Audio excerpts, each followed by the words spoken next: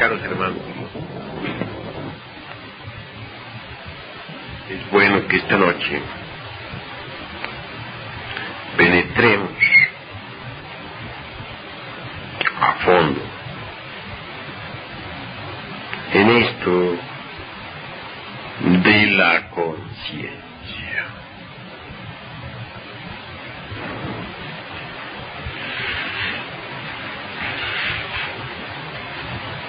Muchos creen que por medio de la ley de la evolución se puede llegar a la autorrealización íntima del ser. Y eso, naturalmente, es un craso error. Nosotros no negamos la ley de la evolución.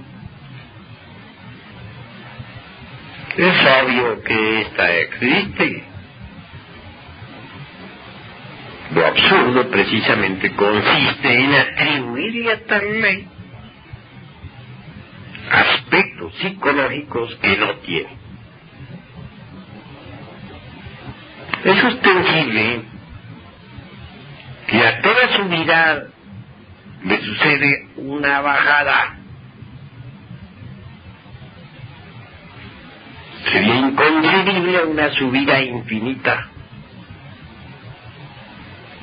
Si ascendemos por una montaña, llegamos hasta la cumbre y allí inevitablemente vamos a encontrarnos con la bajada. Así son las leyes de la evolución, mis queridos hermanos, y de la involución. Se evoluciona hasta cierto punto definido completamente por la naturaleza. Y luego se inician los procesos involutivos. Observen ustedes lo que sucede en una planta. Es obvio que cuando la semilla germina, la evolución está en marcha. Y conforme va creciendo el tallo, se puede apreciar la fuerza impulsiva, evolutiva de la naturaleza. Esta evolución continúa en la planta, en el vegetal, hasta dar fruto, reproducirse, etc.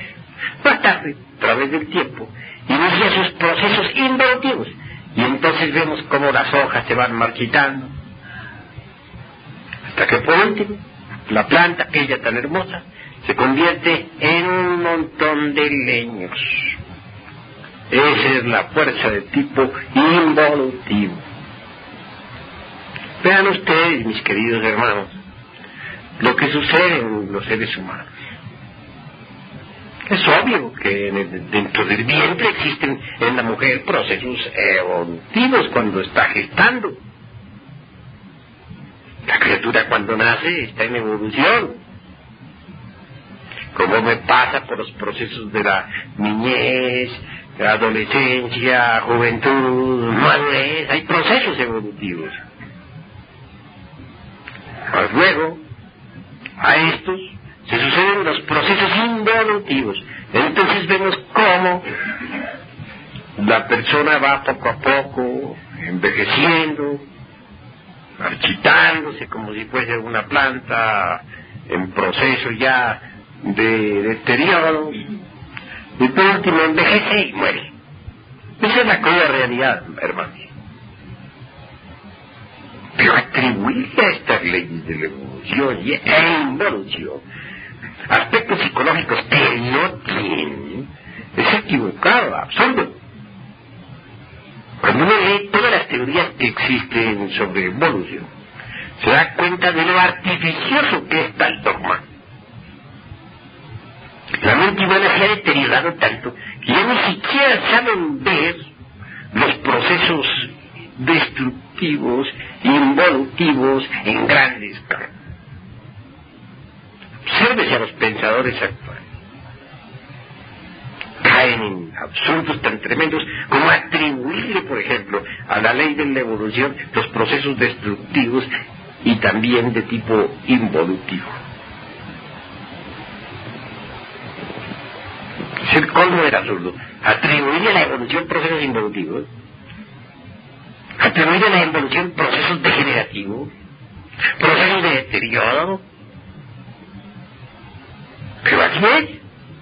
La gente se ha embotellado totalmente en este dogma de la evolución.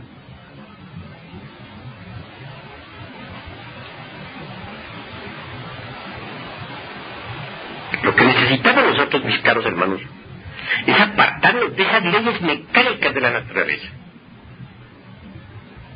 Apartarnos de las leyes de la evolución y de la involución. Tales leyes constituyen el eje mecánico de toda esta maquinaria que llamamos naturaleza. Pero si nosotros nos apartamos de esas dos leyes mecánicas, continuaremos metidos dentro del samsara. Es decir, dentro de esta rueda trágica de vidas y de muertes. Necesitamos meternos por la senda de la revolución de la conciencia. Esta senda se aparta de las leyes de evolución y de involución. La senda de la revolución de la conciencia ya fue enseñada por el Divino Maestro. Es el camino angosto, estrecho y difícil que conduce a la luz. Y que muy pocos son los que lo hacen. Jesús no dijo que hubieran 3 caminos, ni 5, ni 7, ni 12, como piensan muchos. Jesús nos habló de un camino único, angosto, estrecho y espantosamente difícil. El gran camino, Jesús, tampoco le prometió el reino a todo el mundo. Si estudiamos cuidadosamente los 4 evangelios, podemos ver cómo el Maestro hace énfasis en la dificultad para entrar al reino. Escrito está: muchos son los llamados y pocos los escogidos. Pero cuando se habla de escogidos, todos se sienten escogidos. Los protestantes creen que ellos son los escogidos. Los católicos suponen que ellos. Y cada cual, por el hecho de estar afiliado a tal o cual secta, a tal o cual religión, supone ser escogido. No, mis caros hermanos, debemos ser un poquito más maduros en el pensamiento. Para ser escogidos hay que llegar al nacimiento segundo. A ese segundo nacimiento del cual nos habló Nicodemo y del cual nos habló también Jesús. Recuerden ustedes, mis caros hermanos, lo que está escrito en las Sagradas Escrituras. Que yendo Nicodemo a Jesús le dijo: Maestro, ciertamente se ve que eres pues un enviado de Dios y no podrías hacer tales o cuales milagros. Y Jesús le respondió a Nicodemo: es necesario que nazcas de nuevo para poder entrar al reino de los cielos. Nicodemo se sorprendió, no entendió. Jesús le aclaró diciendo: ¿eres el maestro de Israel y no sabes de estas cosas? En verdad os digo que lo que nace de carne, carne es; lo que nace de espíritu, espíritu es. Es necesario que nazcas de nuevo para poder entrar al reino de los cielos. Es decir, si uno no llega al nacimiento segundo, tampoco puede entrar al reino. Lo importante es llegar a ese nacimiento segundo. No se llega con puras teorías, ni a base de puras creencias intelectuales. Se necesita algo más. La naturaleza habla por sí sola. Veamos las plantas, veamos todas las criaturas. El nacimiento es algo perfectamente natural. Y el nacimiento segundo se basa en las mismas fuerzas de la naturaleza.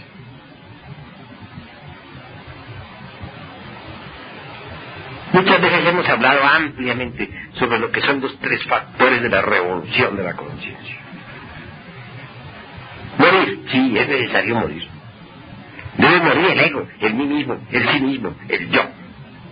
Nacer, es obvio que se necesita nacer. Deben nacer en nosotros los cuerpos solares.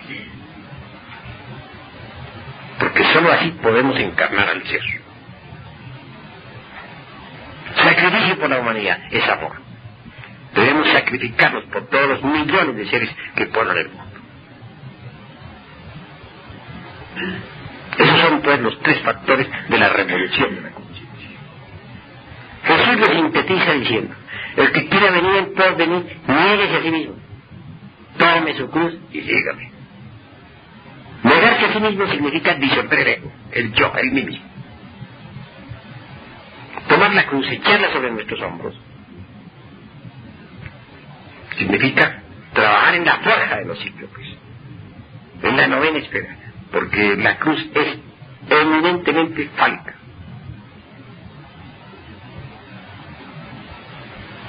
Seguir al Cristo es amor, sacrificio por nuestros semejantes.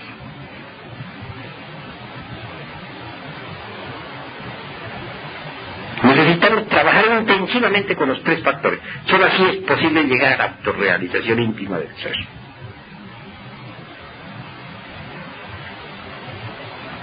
Mas las gentes creen que únicamente por medio de la evolución llegamos a esa autorrealización. Ahí es donde está precisamente lo equivocado.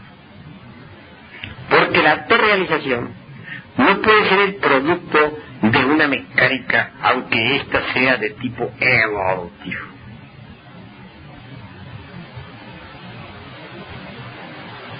Esta gran mecánica de la naturaleza, evolucionando, pudiera llevarnos hasta la liberación final, pues sería tanto como creer que Dios es un tirano. Porque eso de tener que uno ir a la fuerza a donde no quiere ir, pues es absurdo. Son millones los que no quieren ir ni aquí lo mismo. ¿Por qué se les ha de llevar a la fuerza? Muchas gentes, por ejemplo, no quieren las enseñanzas esotéricas. ¿Por qué quiere alguien que dárselas a la fuerza?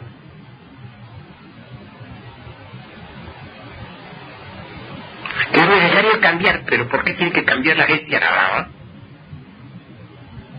Si la mecánica evolutiva ha de cambiar a las gentes a la fuerza, entonces Dios es un tirano. Eso es absurdo. Dios no es ningún tirano. Dios a cada cual le da libertad para que siga el camino que quiera. A nadie esclaviza. Respeta el libre albedrío de cada cual.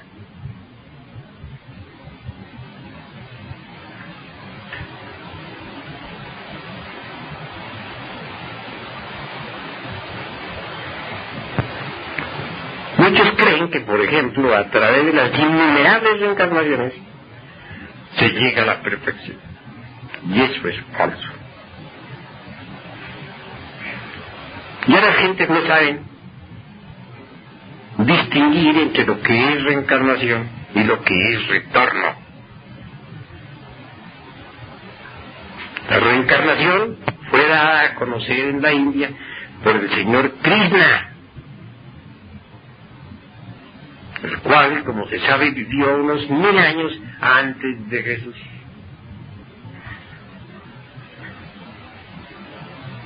Pero Krishna no dijo que todos los seres humanos se reencarnaran.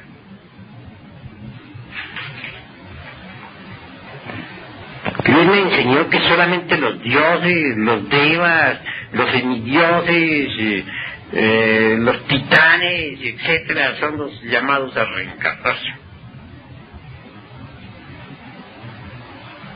Esto parecerá a muchos como extraño, pero así es. Para reencarnarse, ante todo, se requiere una individualidad definida. Y los seres humanos no tienen una individualidad definida. Si los observamos cuidadosamente, están llenos de terribles contradicciones.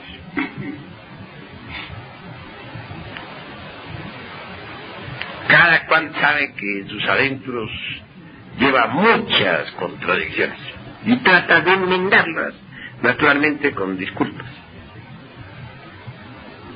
Pero si pudiéramos vernos tal como somos, de cuerpo entero, en un espejo, nos llenaríamos de vergüenza al contemplar nuestras íntimas contradicciones.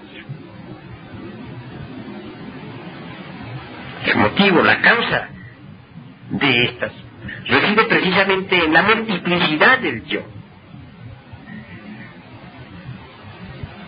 Dentro de cada uno de los cilindros de nuestra máquina orgánica tenemos diferentes yoes.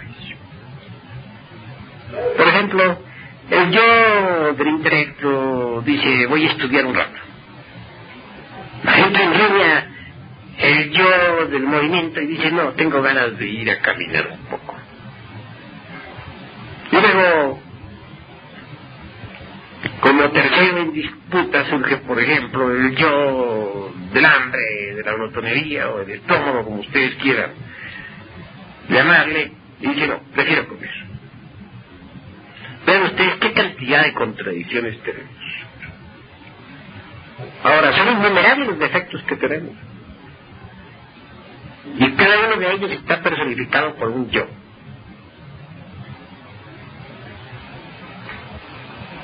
Así pues, no tenemos una verdadera individualidad. Estos yoes no guardan concordancia entre sí. Riñen, disputan. No tienen un orden definido. Cuando uno de ellos llega a sobreponerse a todos los demás, controla el cerebro y controla los centros capitales de la máquina orgánica. Y entonces vemos que el individuo se apasiona por una idea, o por una persona del sexo opuesto, etc. Pero cuando ya tal yo es nuevamente desplazado, entonces vemos cómo el individuo que había jurado amor eterno o lealtad a una causa se retira, dejando claro a todos los demás, a todas las personas, pues perplejas, atónitas, confundidas. El cuerpo humano pues es una máquina controlada por múltiples yoes. Sería absurdo suponer que esos múltiples yoes se reencarnen. Cuando llega la hora de la muerte, lo que continúa más allá del panteón es una legión de demonios. Sí, demonios yoes que personifican nuestros errores. Después de cierto tiempo, esos yoes diablos retornan, regresan, se reincorporan en un nuevo organismo. Eso es todo.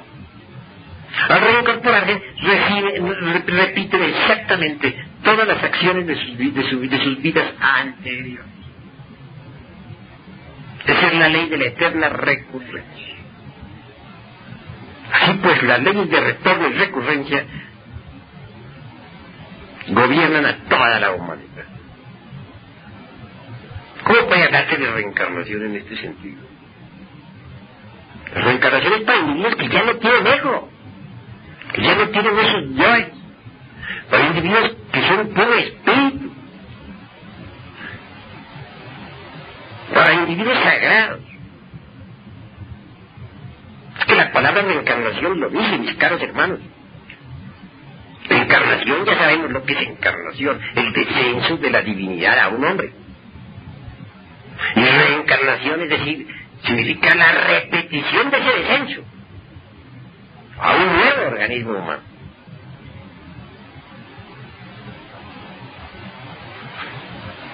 Esa es en el fondo la doctrina. Lo malo es que en el mundo occidental esta doctrina de la reencarnación fue tergiversada y se le confundió con la ley del eterno retorno. Distingas entre reencarnación y retorno. Ustedes todos retornan. Todavía no se puede decir que se reencarnan porque ustedes no son individuos sagrados. Eso es claro. Si ustedes quieren reencarnarse, necesitan morir de instante en instante. Solo eliminando ese ego podrán ustedes decir que se reencarnan.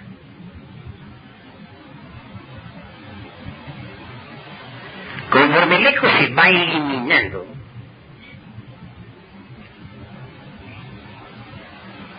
se forman en nosotros procesos extraordinarios. Ante todo, es necesario que ustedes sepan que la esencia, el material psíquico, es una emanación, dijéramos, del alma universal en nosotros. Sintetizo de esa forma para que me puedan entender. Esa esencia está enfrascada, está embotellada entre todos esos múltiples yoes diablos que tenemos dentro. Conforme tales yoes vayan siendo aniquilados, la esencia se va a libertar.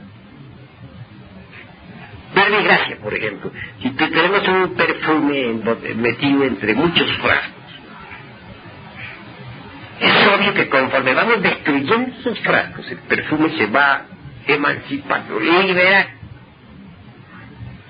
Así sucede con la conciencia, con la esencia embotellada entre los yoes. Conforme cada yo se va desintegrando, la esencia se va libertando. Y conforme se va libertando, va tomando una forma definida. Lo primero que comienza en establecerse en nosotros es la famosa perla seminal de que nos habla el Tao.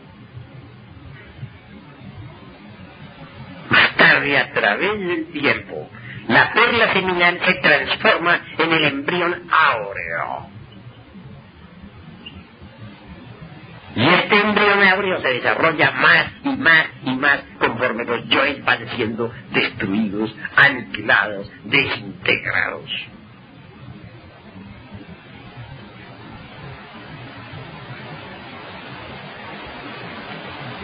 El embrión áureo viene a establecer, dijéramos, un equilibrio completo en nosotros, entre lo espiritual y lo material. El embrión áureo viene a darnos a nosotros una individualidad definida.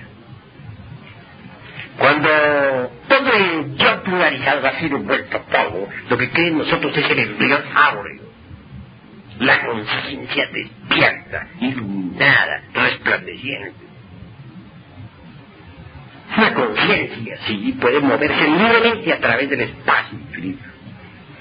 Cuando la conciencia despierta, ya no tenemos problema en el desdoblamiento. Podemos entrar y salir del cuerpo físico a voluntad cada vez que queramos. Podemos movernos en todo el espacio físico. Lo importante es, pues, mis caros hermanos, que en este trabajo de morir, sepan ustedes reducir a cenizas al ego.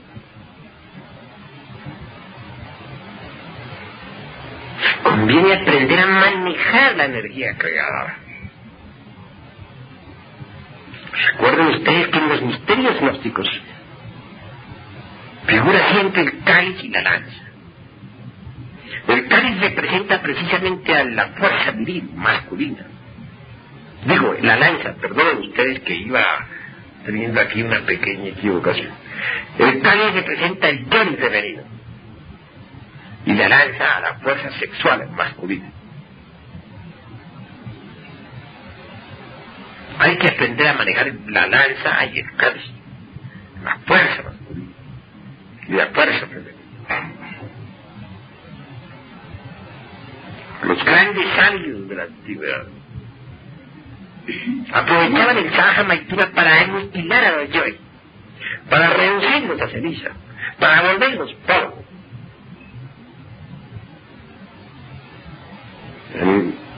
Se habla siempre de la cópula metafísica,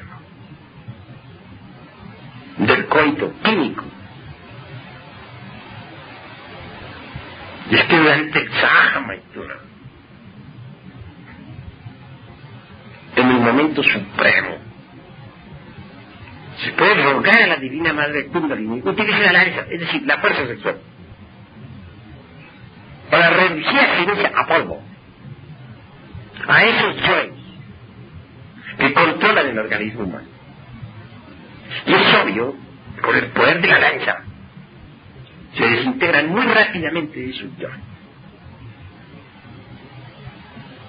Conforme se van desintegrando, se está estableciendo también en el interior de nuestro ser la perla seminal, que más tarde, como ya les he dicho, se convierte en la flor áurea o en el embrión áureo.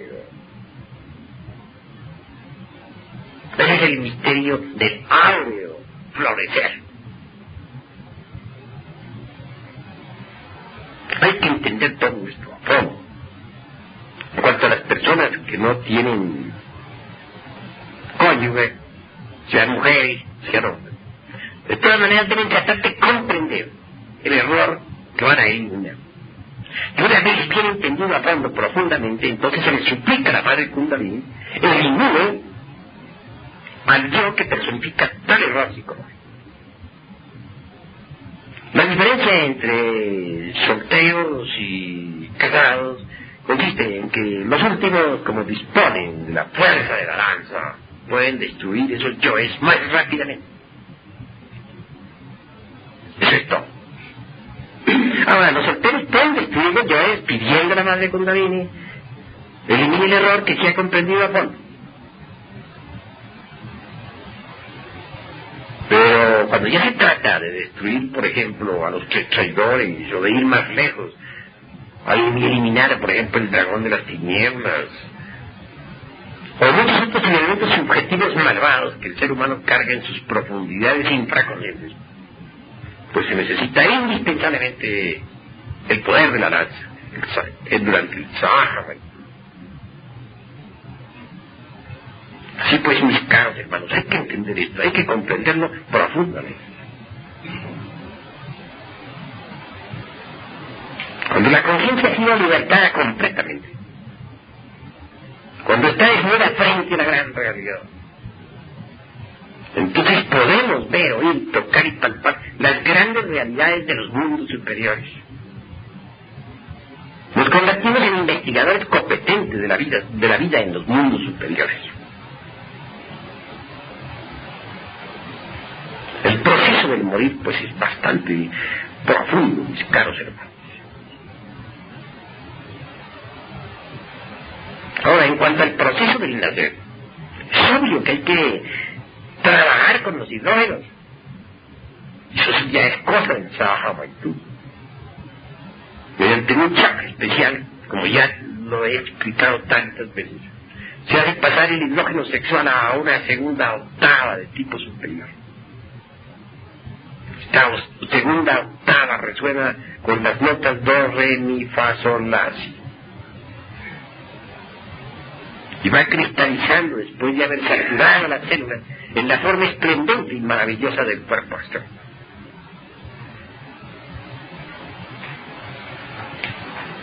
Y cuando se hace pasar el hidrógeno sexual a una tercera octava superior,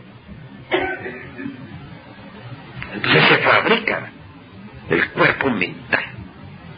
Que tal hidrógeno se procese con las notas do, re, mi, fa, sol, la, si, es un hecho. El cuerpo mental es extraordinario, maravilloso. Cuando se eleva el hidrógeno sexual a una cuarta octava de tipo superior, entonces viene a cristalizar con las 7 notas musicales en la esplendente forma del cuerpo causal. Al llegar a estas alturas podemos ya encarnar eso que se llama alma humana o causal, el tercer aspecto de la tríada Atman Buddhi Man. Entonces tenemos un hombre con alma, un hombre auténtico, un hombre legítimo, un hombre verdadero. Pero a estas alturas no se llega, mis caros hermanos, por medio de simples creencias o dogmas, o a través de los procesos evolutivos. Realmente, solamente trabajando con los tres factores de la conciencia, es como se puede hollar esta senda que nos ha de conducir hasta la liberación final. Es necesario entender esto a fondo, profundamente.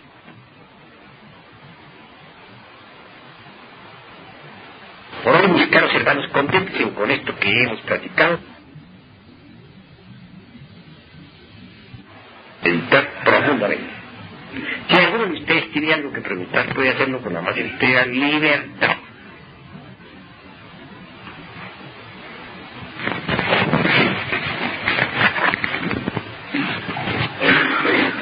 Venerable maestro, recientemente leí algo relativo a la rueda del samsara.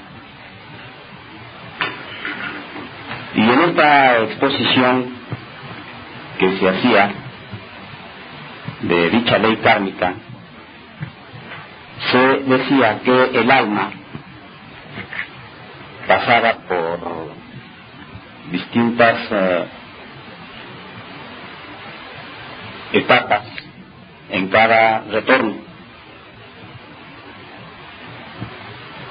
empezando por Aries en un retorno, siguiendo así sucesivamente por todos los signos zodiacales. Claro que pueden darse varias vueltas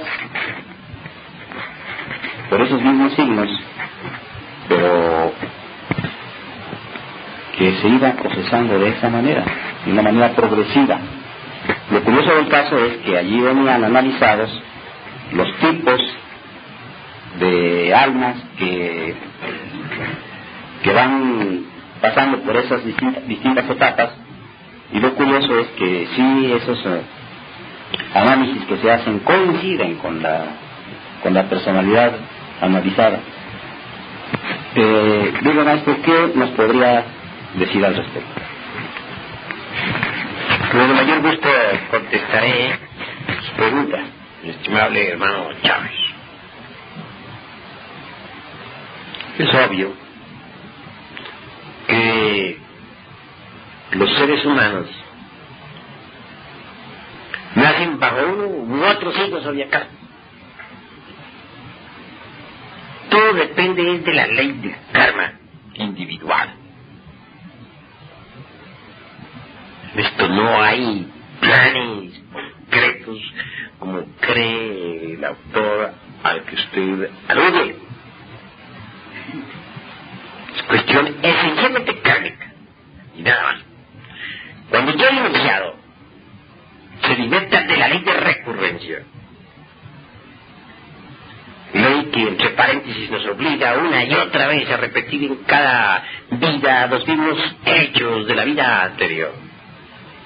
Entonces podemos escoger nuestro signo zodiacal a voluntad. La sabiduría indostánica nos habla de las 12 nidanas, es decir, de las 12 causas de la existencia. Estas 12 causas están relacionadas precisamente con los 12 signos zodiacales. En los mundos superiores existe el templo del zodiaco. En dicho templo hay 12 santuarios. Cuando el iniciado quiere tomar cuerpo, reencarnarse, porque él sí se reencarna, entre paréntesis, entra en el santuario anhelado.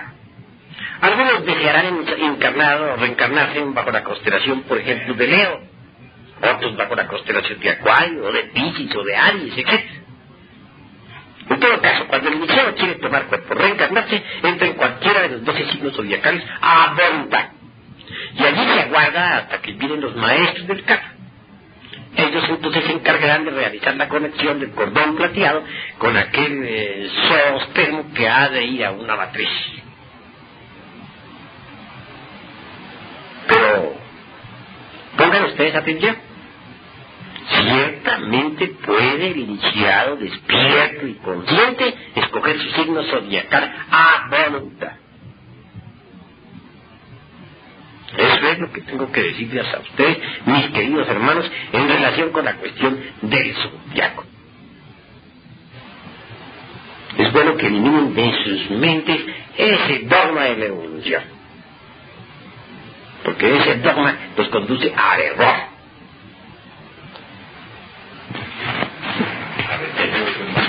Muchas gracias, maestro.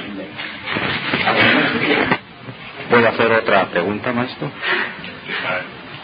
Claro. Ciertamente, maestro, ha sido un motivo de una pequeña preocupación nuestra la aseveración de que en cada encarnación venimos a repetir exactamente los mismos hechos realizados en la anterior. Es decir, en cada retorno venimos a repetir lo mismo que ya hemos hecho antes. Me preocupa un poco, me parece un poco excesiva esa afirmación. Me parece que debe haber algunas pequeñas variantes, por lo menos. Pues, hermano, en la vida hay de todo. Hay repeticiones exactas y pequeñas variantes, como usted lo afirma. Conforme uno va despertando conciencia, se va también independizando de esa ley de repeticiones. Y cuando uno ha despertado ya totalmente, ya nada tiene que ver con la ley de recurrencia. Se divierta.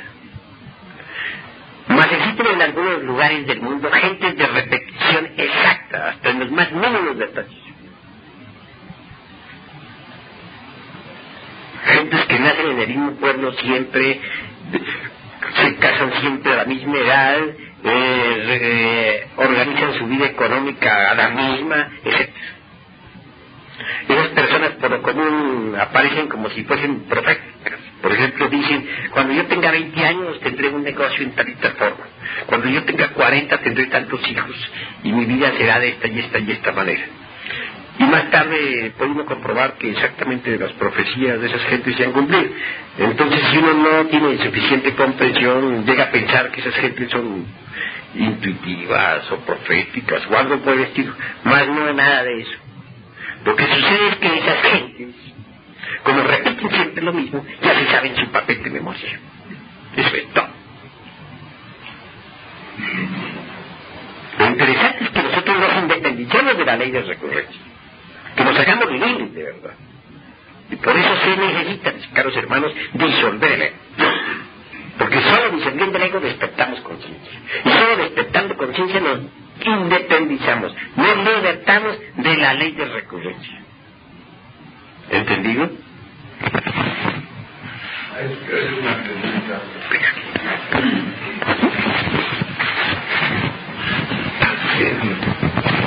Cuando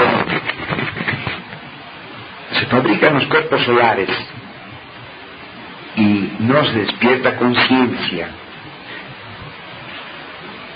porque, como usted ha dicho, se puede fabricar los cuerpos solares sin haber eliminado totalmente los elementos subjetivos de las percepciones, o sea, los yoes. En ese caso, ¿qué es lo que sucede? Pues, mi caro hermano, no hay duda de que hay gentes que fabrican los cuerpos solares y sin embargo no disuelven el ego. Al no disolver el ego tampoco despiertan la conciencia en la forma objetiva, perfecta. Es claro que aquellas gentes se convierten en Hanasmussen con doble centro de gravedad, en fracasos cósmicos. Por eso es que el trabajo tiene que ser completo. Es necesario eliminar el ego y fabricar los cuerpos solares. Con Con la misma fuerza sexual con que se fabrican los cuerpos solares, también se puede destruir al ego. Quien aprende a manejar la lanza, es decir, la fuerza de Eros, puede que con tal poder erótico reducir a cenizas al ego, hermano. Pero lo que importa es que durante la cópula química o metafísica, como queramos llamarla, se dirige todo el comercio sexual hacia adentro y hacia arriba, hacia la divinidad, hacia la divina madre Kundalini. Se le ruega en esos instantes a la madre sacra, que se le pida que impulse la lanza de Eros, para que con esa fuerza prodigiosa reduzca cenizas al yo que hemos entendido, que hemos comprendido. Y así es como vamos muriendo poco a poco. Lograr la muerte, viene el despertar completo de la conciencia. Es un absurdo contentarse con fabricar únicamente los cuerpos solares y no morir. Hay necesidad de fabricar los cuerpos solares y destruir al ego. Solo así el trabajo es completo. De lo contrario se exponen mis caros hermanos a un fracaso cósmico. Ustedes saben lo horroroso que es un Hanasmussen. Hanasmussen tiene doble centro de gravedad. Son dos entidades. Por una parte el ego, diabólico, terrible, perverso, y por otra parte el maestro secreto, vestido con los cuerpos solares. Un maestro blanco y otro negro. Un doble centro de gravedad. Hay un Hanasmussen, un aborto de la madre cósmica. Yo no quiero que ustedes vayan a fracasar. Comprendan a fondo lo que hay que hacer.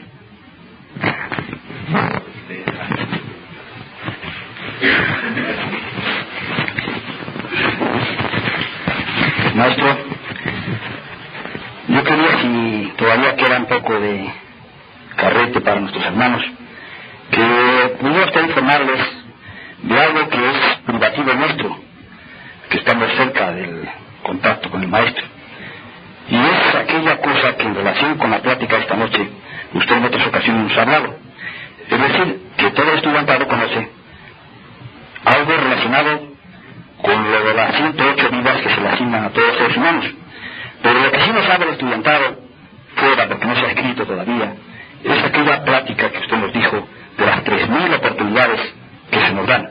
Claro, esto es una cosa muy extensa, pero yo le rogaría, maestro, que de alguna manera pudiéramos hacer llevar a estos hermanos el privilegio de oír su voz directamente sobre este tema que ellos todavía no conocen.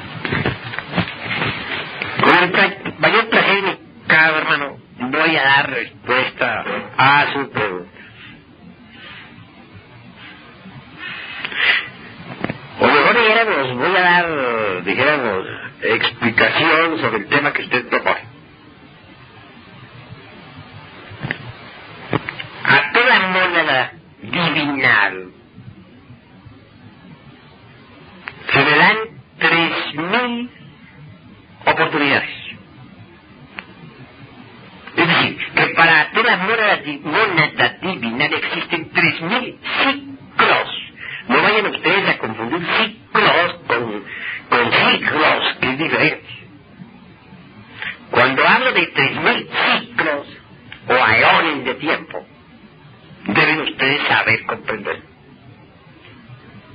Cada ciclo de esos incluye no solamente las evoluciones a través del mineral, del vegetal y del animal, sino también, además, 108 vidas humanas que se le asignan a la esencia, a la conciencia. Es obvio que si esas 108 vidas no son debidamente utilizadas, viene el fracaso. Entonces la esencia, la conciencia, se precipita por el camino involutivo, ingresa a los mundos infiernos, retrocede en el tiempo pasando por procesos animálicos, vegetaloides y mineraloides. Cuando llega al estado fósil o mineraloide, se reducen los yoes, es decir, el ego, a por manera cósmica. Y cuando el ego o el yo dentro del interior de la Tierra se reduce a polvareda cósmica, la esencia sale otra vez a la luz del sol. Desnuda, limpia, pura, para iniciar un nuevo ciclo evolutivo que empezará desde la piedra. Ascenderá al vegetal, al animal, y por último reconquistará el estado humano que otrora perdió. Al entrar otra vez en el nuevo estado humano, se le asigna lo mismo que antes, 108 vidas. Si las utiliza, maravilloso. Y si no las utiliza, el proceso se repite. De manera que 3000 ciclos de estos se le da a toda mónada divina para su autorrealización íntima. Si la mónada no sabe utilizar los 3000 ciclos, es decir, si fracasa, las oportunidades se le cierran. Y entonces ella, si absorbe su esencia, su conciencia, y penetra en el seno del Espíritu Universal de vida para siempre. Es una mónada que gozará, pues, de la felicidad como toda mónada, pero no será una mónada maestro. Habrá fracasado en sus intentos de lograr la maestría. Esa es la cruda realidad de las cosas, mis queridos hermanos, y quiero que comprendan. Ahora, ustedes no saben lo que es una mónada, es bueno que entiendan. La mónada no es el Atman Bodhivana de que habla la teosofía. La mónada está más adentro, es el anciano de los días. Y dentro del anciano de los días está, pues, el Cristo y la fuerza sexual, que es el Espíritu Santo. Esa es la mónada. Ella tiene que mandar la esencia a tomar cuerpo, forma, en fin, al laboratorio de la naturaleza, con el objeto de transformarse en alma, de convertirse en conciencia manifestada, que está dentro de... al laboratorio de la naturaleza, con el objeto de transformarse en alma, de convertirse en conciencia despierta.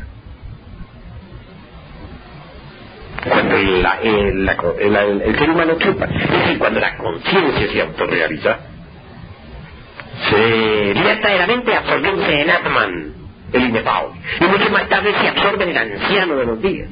Entonces el anciano de los días se autorrealiza. Es una mónada autorrealizada. Y muchísimo más tarde se absorbe Isvara, aquel rayo de donde emanó el anciano de los días.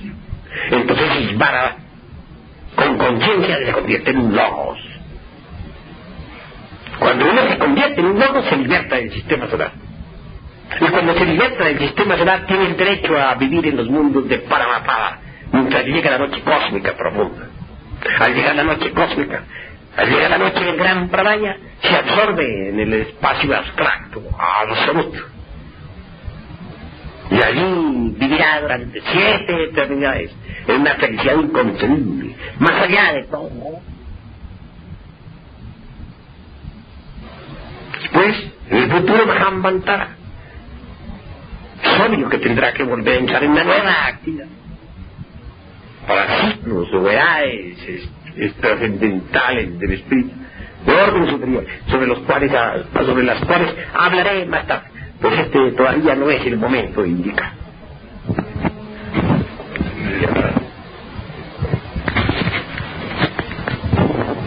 Maestro, ya que es usted tan bondadoso, quería precisarnos los conceptos. Acaba usted de mencionar que la mónada envía a la esencia para que se convierta en alma, y hemos oído los siguientes conceptos: que el espíritu se es, el alma se tiene. Desde luego, conforme lo he escuchado, pensamos que tanto uno como la otra son esenciales para indispensables para la mónada. Quería ampliarnos un poco más la diferencia que hay entre espíritu y alma, maestro. Pero el mayor placer, mi caro hermano. En todo caso, voy a hablar en síntesis. Pero si quieren ustedes, voy a detallarle, pues. No pensaba detallar. que pensaba hablar en gente desconocida. La fue rebotando un poquito. Pero voy a tratar pues de detallarle lo que ustedes quieren que detalle.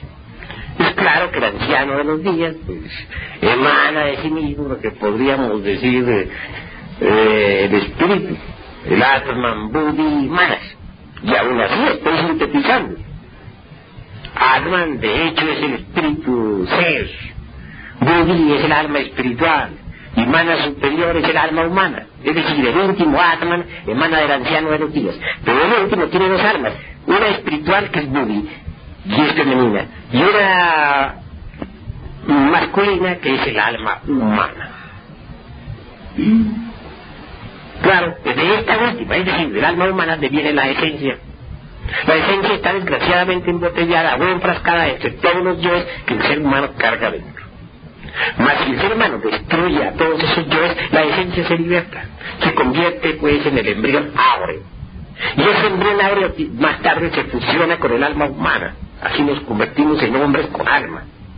Ese embrión tiene poder para transformar al alma humana y hacer la alma maestra. Y mucho más tarde, cuando encarnemos al Buddhi, el embrión áureo transforma también al Buddhi, es decir, al alma espiritual, y la convierte en alma maestra. Y al mismo Atman lo convierte en maestro. Y cuando el embrión áureo se absorbe dentro de la mona, es decir, dentro del anciano de los días, el anciano de los días se autorrealiza. Y cuando la mona va más allá, más profundamente, y se absorbe en el rayo aquel que emana del espíritu universal de vida, es decir, el Ishvara o el logo interior, entonces nos convertimos en lobos solares. Y ese es el objetivo de nuestro sistema solar. Solo mediante una revolución completa de la conciencia podemos convertirnos en lobos. Cuando se llega a lobos, se liberta uno del sistema solar. Quien se liberta del sistema solar tiene derecho a entrar al absoluto. Mas en un futuro día cósmico tendrá que volver otra vez a esta galaxia para luchar con el propósito de independizarse de la galaxia. Y luego se absorberá en el absoluto. Y por tercera vez tendrá que volver, mucho más tarde, para libertarse del infinito mismo. Entonces se absorberá después de eso en el absoluto para siempre, convirtiéndose en Paramatmasaya, es decir, en un Dios con conciencia cristificada, en un inefable, en una criatura de esplendores inenarrables, dentro del espacio inconmensurable, abstracto, absoluto. Eso es todo. ¿Me han entendido, mis caros hermanos?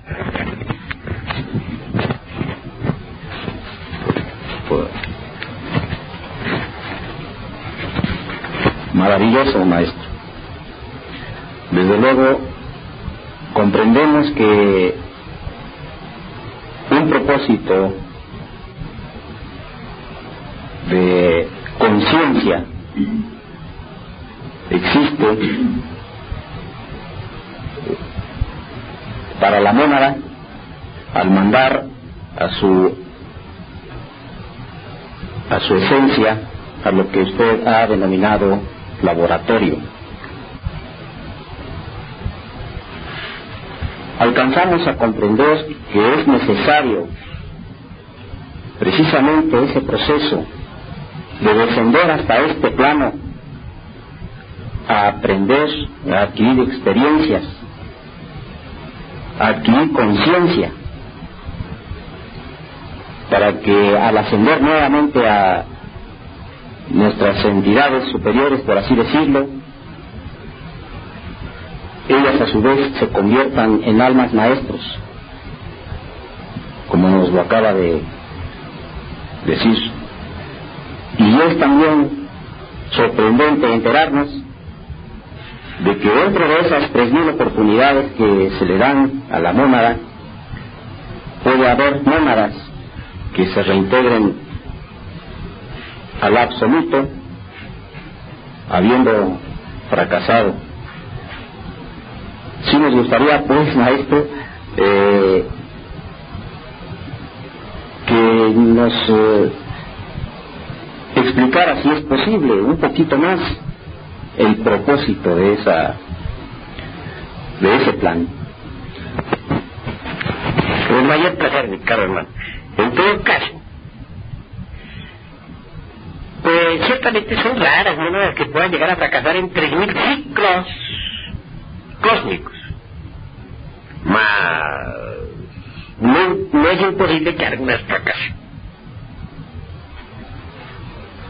¿Qué importa más en el océano del espíritu universal de vida una onda resplandeciente más o una onda resplandeciente menos? Sencillamente es una onda que no logró autorrealización y eso es todo. Tal onda no va a entrar al absoluto como me acaba usted de decir, porque eso es para paramartosalles. Tal onda vivirá entre el océano del espíritu universal de vida y eso es todo. Es claro que al final del Mahamantara tal onda entra como todas las ondas al espacio abstracto, incondicionado y eterno del inmanifestado Sat. Pero también es muy cierto que al llegar la aurora, esa onda sale con todas las ondas, es una burbuja entre el océano que tiene que forzosamente salir del absoluto. No podría quedarse en el absoluto. En el absoluto no se pueden quedar sino las ondas de luz autorrealizadas. Los logos que poseen conciencia cristificada autorrealizada, que esa es la última síntesis del esfuerzo que está haciendo toda la cosa. Quiero que ustedes sepan que en las profundidades de cada cual hay un logo interior que aspira a tener conciencia. El logo que logra tener conciencia se convierte en logos autorrealizados. Y todos los autorrealizados tienen derecho a convertirse en paramartosalles, es decir, en habitantes del absoluto. ¿Me han entendido? Y algunos hermanos tenían que preguntar. ¿Ninguno más? Bueno, démosle clic por ahora. Despida ahí.